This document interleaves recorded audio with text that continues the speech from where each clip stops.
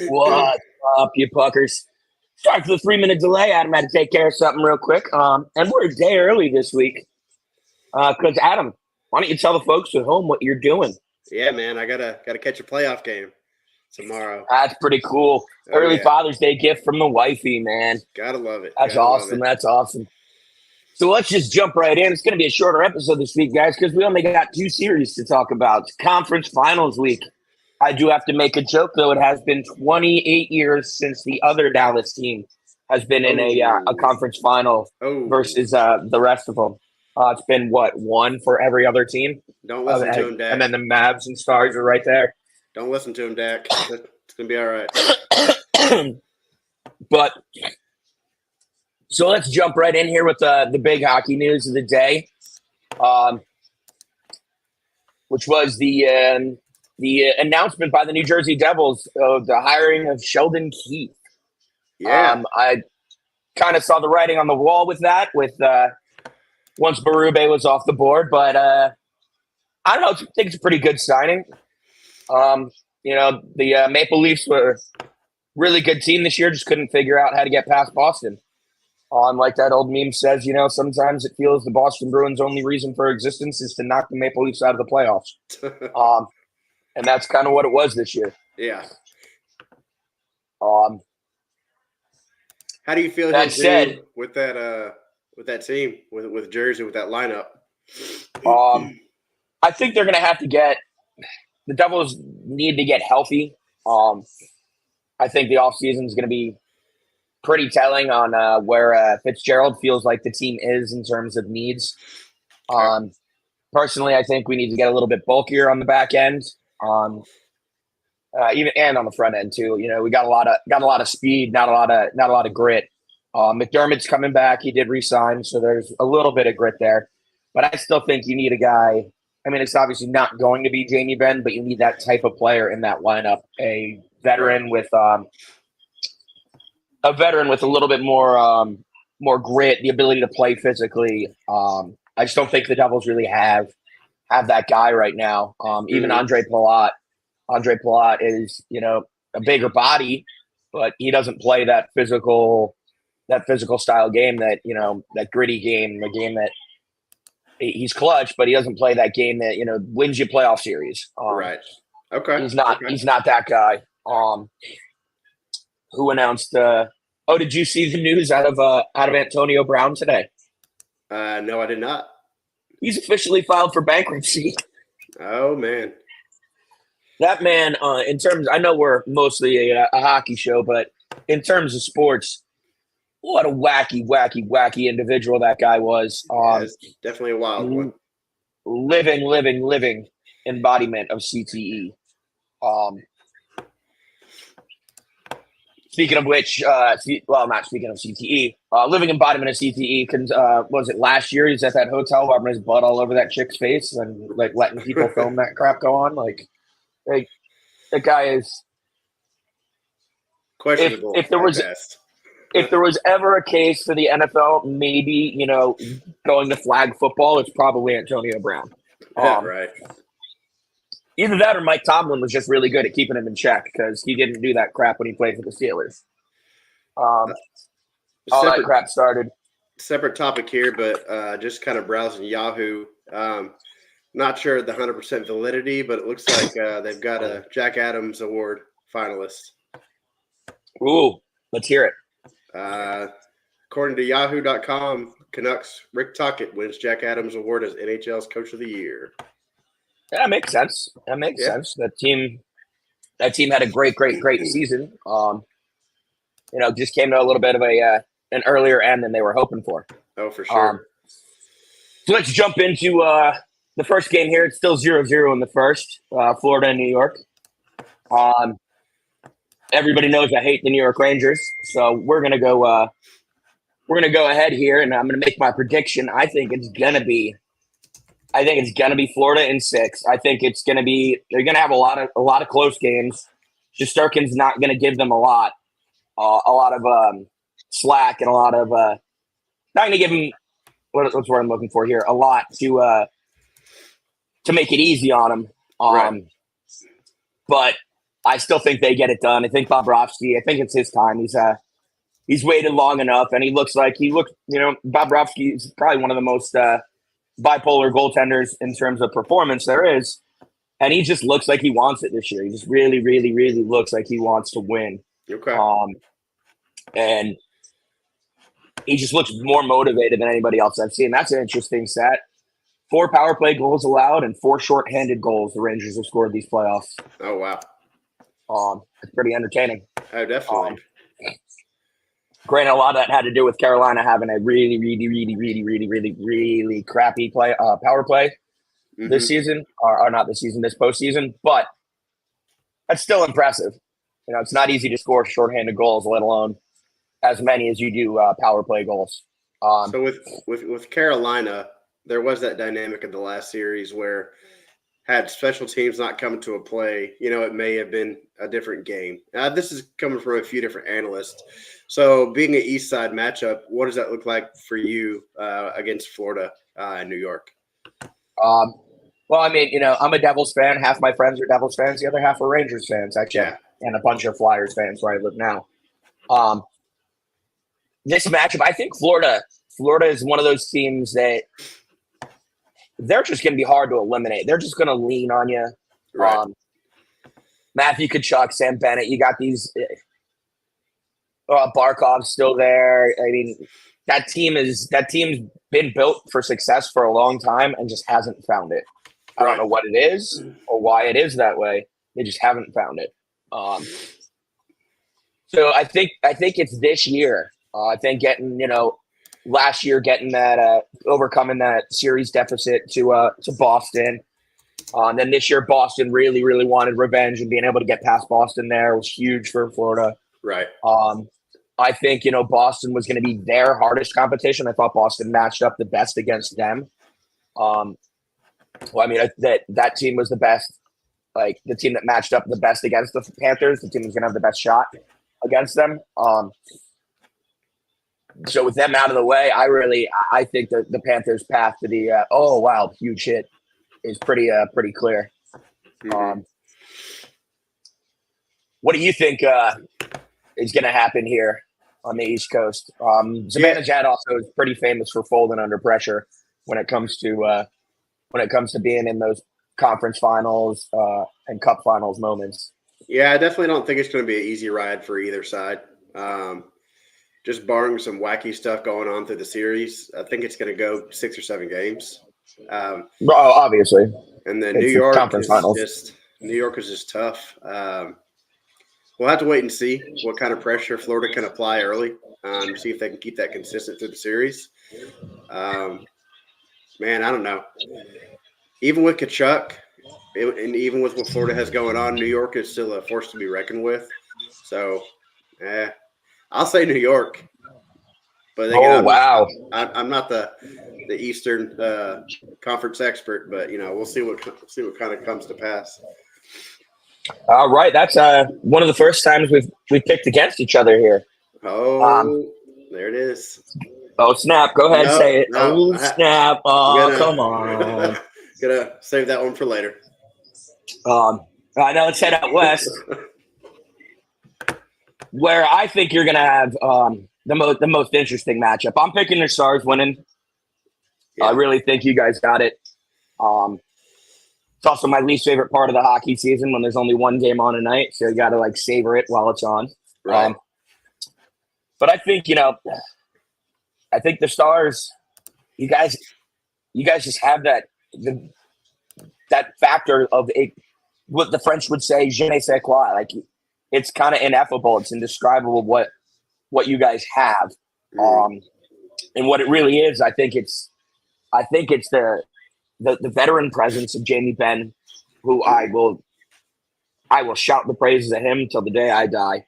And shockingly, Joe Pavelski looked ageless. And those two guys have, they've been there they've done it all without getting the ring. Right. I think it's going to take you guys 7 games because, McDavid hasn't really woken up these playoffs yet, especially last series. He's very, very, very, very pedestrian, for lack of a better phrase.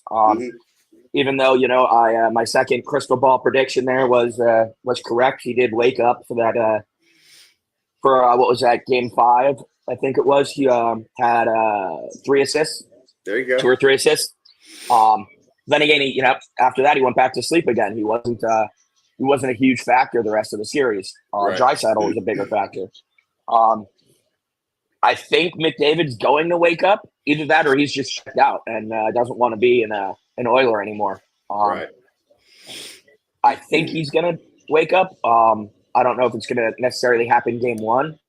But I still think it's Stars in 7 in that series. And again, I think the only reason it goes 7 is McDavid is like, I'm not going out that easy this year. Right. Yeah, that makes sense. The rest of the team, I don't think has enough to push them past the Stars, which kind of feels like it might be your guys' year. Just the way that they're able to come into every game and just take it over for the most part.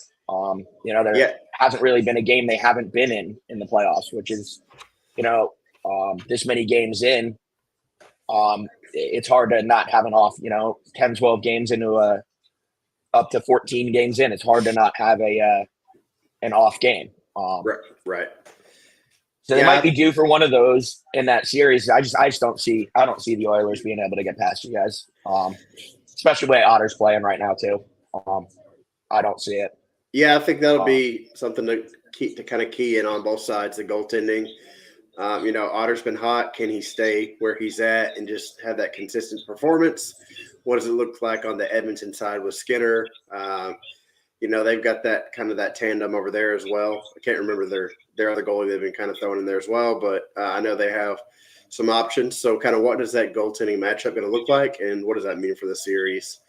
It's kind of some of the things that I'll be looking at. I think Edmonton's going to end up falling prey to the same thing. It's sort of it's not exactly what ended Boston's run, but had a lot to do with it.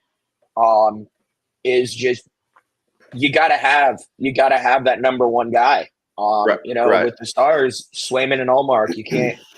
Nobody's able to get into a rhythm, and I think Skinner looks like he's gotten back into the rhythm after being benched. I forget the other goalie there too right now. I should have written that down. Dumb Sports Take says Stars in 6. I said Stars in 7, guys. So hopefully that's not too far off for you. But I think you're onto something there with the goaltending. Who's gonna be the Stars goaltender? And that doesn't put the Oilers goaltender. That doesn't put a lot of confidence in either player. Right. During the regular season, everybody's like, yeah, 1A, 1B, the competition, blah, blah, blah, blah, blah. Yes, that's good. It breeds better play. But in the playoffs, you need confidence. You need to get in a rhythm. It's not just, Brad Marchand said it, everybody's out there trying to kill each other. It's not as simple as, this guy right behind me might get the next start if I don't keep it up. Ullmark and Swayman, that was every other game. The other one was starting. I don't think that's a way to go forward. Yeah, you got to kind of question what's the strategy with that. I mean, I guess you're just saying you're resting your other guy, but from a team standpoint, that doesn't make a whole lot of sense when you're trying to put 7-game series together. Yeah, you're trying to nail down 4 wins. Right. And it's hard enough to do in the NHL as is, let alone when you're worried like, oh, that guy behind me might, if he gets hot, I'm gonna sit. Right. If I don't get hot, I'm gonna sit. 1-0 Panthers. Oh man. There we go. Speaking of question marks, we still have Hawk and Pa on the shelf day to day, and Hintz after that injury. The Colorado series is day to day, so we'll see what happens on those two fronts. Yeah, that was Matty Tkachuk on that goal, by the way. I told you he's going to be a force. Oh, Matt. Oh, Matt. There you go. There it is. But if you guys hold on a sec, I got to run to the bathroom real quick. So I apologize, Adam. You got something to fill in the time for 2 seconds? Yeah. All right, I'll be right back. So let's talk about why the Stars are going to sweep the Oilers in 4 games. It's just going to happen. No, but seriously, just what I'm really focused on is just those injuries and what they're going to potentially spell for the series. We get Hintz back early. We get Hakanpää back. That's just another defender to throw into the lineup. So something to continue to shuffle those lines up and kind of help spell success for the Stars. We're a 4-line team. So it's definitely been something where we've seen that success all season long, continuing into the postseason. And so I'm just interested to see if any of these guys come off of that injury shelf and are able to jump back into play and kind of see where they will land. What Pete DeBoer will do with the lines and kind of juggling things around to kind of equal out the lines and kind of see what that can do. It's definitely exciting. So we got one more day. The game starts tomorrow, so we're excited for that game 1. And then back in Florida, yep, Panthers up 1-0. Got 2 minutes left in the first period. We'll see what happens with that. I still feel like New York's going to come back, though. New York's got the series. I'm fairly confident in that, mostly just because not the biggest Kachuk guy. But we'll see. We'll see as the play continues on. So there we go. Yep. Looking at just the overall playoff leaders, though, I've got Draisaitl and McDavid leading the pack in the entire NHL for postseason point leaders. That's a little bit of a scare. But then again, just looking at the Stars' deep lines with the skill on each of those lines, on the offense as well as the defense, feel like we can definitely counteract that, but definitely not something you want to be looking at with 2 of the NHL's top point getters facing in this next series. But it definitely be interesting. Definitely be something to watch out for. And how does Pete kind of juggle his lines to kind of combat against that? And we'll see what it looks like. You're talking about Pete DeBoer there. Yeah. That's as much as I rag on him, you got to give credit where credit's due. A bad coach, even with great rosters, doesn't go to six conference finals now. Right. So as much as I rag on him for that, the debacle that happened after the 2012 season, which I probably shouldn't have, the 2013-14 seasons, I probably shouldn't have given, DeBoer as much credit for those losses as I did the blame. Should have given him credit for at least, sticking in and trying to make a roster that was completely gutted by free agency work. You don't lose Zach Parise, Ilya Kovalchuk, Adam Henrique. Adam Henrique was traded. David Clarkson. You don't lose, that's right there. That was 90 goals in a matter of a season and a half. God. Yeah. That said, congratulations, Zach Parise, on a wonderful, wonderful career. I'm sorry about all the bad things I wrote and said about you in 2012 over that July when you decided to leave us as our captain. How could you? How could you? Well, we didn't know about his dad yet. We didn't know JP was so sick yet. Right. So, it made sense for him to go home to Minnesota, but it stung. It stung because it was him and Ryan Suter have always been buddies. Have been buddies for a very, very long time. And, I feel like the two of them in the offseason kind of concocted that, hey, wherever we go together. And it just so happened it worked out for them in Minnesota. So the goal of doing this at 8:30 Eastern tonight, Adam, was I was trying to get it to where, about 10 minutes in, it'd be the end of the first period. Oh, nice. I was off by 10 minutes because they didn't drop the puck till like 8:15. That's how they do it, man. The game starts at 9. They don't start till 9:55. It seems like. Yeah, no. That's because the West Coast games or the Western Conference games for the last 2 rounds have all been about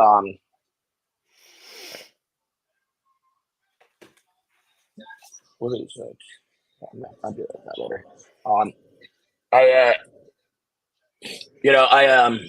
I lost my train of thought because people keep texting me. We're talking about the late starts of the games. So that's because after the Eastern Conference games when they run over, the Western Conference games had to wait, and there was a lot of overtime in those Eastern Conference games. Right. For the first round. That said, I do think the NHL could do a little bit of a better job with that. I also don't understand why we're starting East Coast games at 8:00 now. I like the old school 7:30 start, 7:00 start. Yeah, for sure. Like 8, games are an average of, I think an NHL game is an average of 2 hours and 30 something minutes ish. Maybe it's 3 hours and 10 minutes, something like that. For the regular season, I forget exactly the number. I used to know it. But then you get one overtime. You're looking at 10, 11 o'clock at night. Right. I understand 8 p.m. is prime time, and you're trying to capture that audience at prime time. But it is what it is. The NHL's never going to listen to me. But I think go back to 7, because then at least the kids can watch the game too. Yeah. Sure. Here on the East Coast, it's still school isn't let out for another couple of weeks. The Stanley Cup Finals will probably be decided before the school gets out here. Right. A little bit further west, middle of Pennsylvania out through Ohio, they start the school year a little earlier and get out a little earlier. But Gotcha. here, I can't. And when my kids are here, God forbid it was the Devils in the playoffs right now. You know how much crap I'd get trying to put those kids to bed every single night. But Dad, you're going to watch the Devils game. Yeah, I am. Why can't we watch it? Well, because you fall asleep at school and then I get yelled at by your mom. So, I think the better thing for the NHL to do again would be shift to that earlier schedule. Right. I'm also a big fan of that like late afternoon Sunday game, like the 3:00 Sundays, that 3 to 5 o'clock slot. Yeah. I feel like the Devils used to have that a lot more often. And I just feel like it's almost like the NHL is trying to just push to compete with the NBA more than anything. Which, it's always been what they've been trying to do. I believe that's why Gary Bettman got hired away from the NBA. Right. But yeah, it's the late games don't make a ton of sense. You God forbid you get a game that goes double, triple overtime. It started at 8:00. Like I said, like how I got called the human crystal ball was, we're going to be up till about 3 a.m. here on the East Coast, and it was like 2:45 when that goal finally went in. Who scored that overtime goal, by the way? That was Matty Duchene. Matty Dukes from Joe Pavelski. So you got to think about that. Like, think about those names, and now think about 2009, because that's like, I equate those names with like that 2009 to 2014 era. Mm-hmm. And like Pavelski, I think, is 38, 39. Matty Duchene's got to be 36, 37. And these guys are still producing at a high level late in the playoffs. That's, there's something to be said about the fountain of youth being there in Dallas, man. Right. I think you guys literally by average, I think you guys are much like 3-4 years older than every other team on average. Mm-hmm. It's kind of on both sides too, because just the way that Neil has orchestrated bringing these people in. Let's talk about Stankoven, talking about Johnston, even Robertson. Years back. So while we do have a lot of the older veteran guys hanging around, we're bringing in a lot of the younger too. So kind of building around that younger generation. So you can kind of, two little dynamics going on at the same time, for sure. Yeah, you definitely do. Like, you guys don't have any of. It's like youth and then old guys. There's no one there in the middle there for you guys. The kids and the chaperones, basically, is what we got. Yeah, basically, it's like a high school dance you guys got going on there in Dallas. It's a good time. Good times. Well, I'm glad you're enjoying it. This playoff run tomorrow should be real fun for you. You gonna give us a prediction for the game, and what jersey are you gonna wear? Oh man.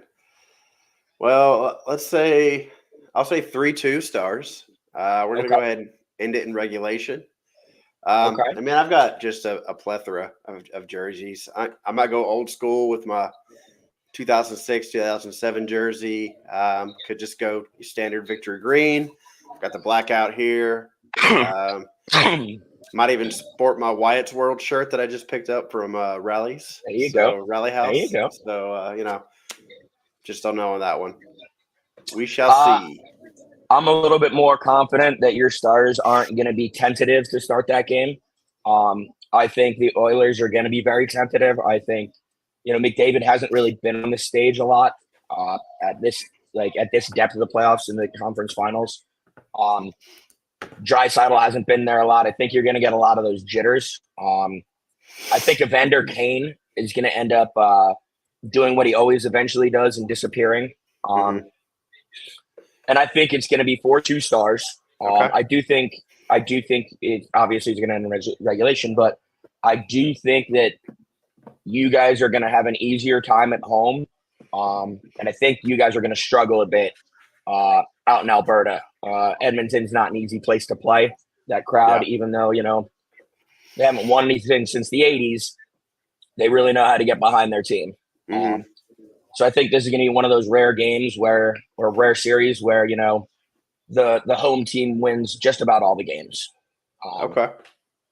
And that's why I think it's going to end up going 7. Right. It makes sense. But that brings us to about a half an hour, which was kind of my goal for tonight. With only there being two series going on. So yes, sir. I think that's pretty much it, Adam. We kind of touched on everything. I will say this: go Stars and go Cats. I do think we're going to get Stars Panthers. I know you think it's going to be Stars Rangers, but God, I hope it's not the Rangers. I don't want to have to listen to that. but all right, guys. Right. Join us next week. I think next week we're going to be back on Thursday night. Yeah, I believe so. All righty. Boys and girls, ladies and gentlemen, I am Kenny, a.k.a. Reckless, a.k.a. the Human Crystal Ball, apparently. Boom. And Adam, you got to give us one to send us off. Yeah. Oh, Go ahead. Oh, snap. All right, Catch you Puckers, guys we'll see later. you next time.